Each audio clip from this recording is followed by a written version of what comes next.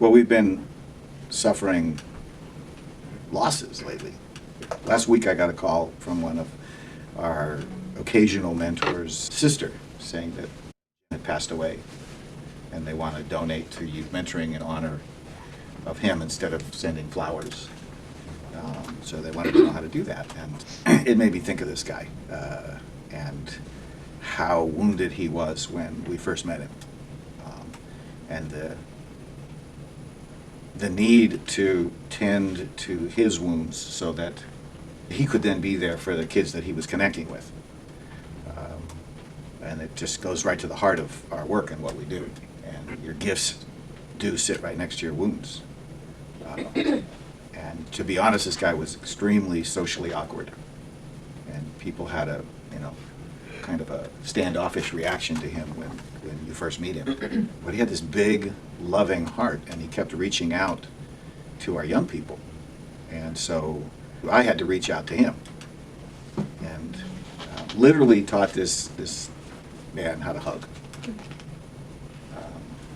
He was one of those guys that had been so wounded as a youth and never got tended to, never was initiated, never got his wounds cared for, and didn't know how to get or express all that love that was in him. And so he would glom onto people. So there would be something emotional would happen, and he'd run in and start hugging people, and people were like, "Whoa, wait a minute!" It was really difficult. So I literally, sometimes you just got to get down to basics. I literally taught him how to offer a hug. You don't give hugs, you take hugs. And he looks at me and he's like, he was so happy that somebody cared enough to criticize him that he asked for mentoring, And so I literally, said, look, if you feel like you're connecting and you want to express that physically, just go put your arms out and offer and let the other person respond. And then people won't feel attacked by you. And he basically said, tell me more, help me out. And he ended up becoming a lifeline to one of our youth. Whenever we needed to get that kid to Echo, we would say, hey, can you make sure you get him there? And he stopped, so he would get the kid to Echo, but he was going to come to a mentor training, and that didn't happen, and he stopped, coming, and we didn't know why. And then we find out last week is because, he had gotten sick and passed away. There's an African expression, when death finds you, may he find you alive. And I think the saddest thing is when somebody's life ends and they never really found out why they were born in the first place and never stepped into their gifts.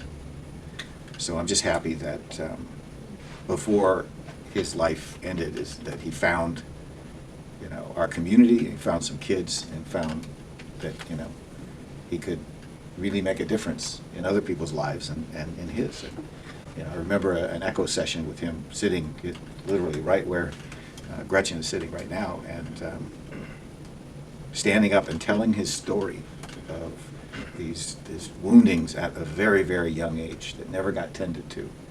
And so this social awkwardness, he didn't know how to be in the world because he was basically abused from, a very early age, heavily emotionally abused. And he just needed to be seen. And finally he found a community that was willing to see him. And in Echo that night, a group of men stood around him as we had him walk this path and find that place where he could turn and look away from the trauma of childhood and look towards, walking into gifts in this world. And this room full of men celebrated him. And he found his gift, he found his heart, and he got that before he exited. So I'm grateful to witness that.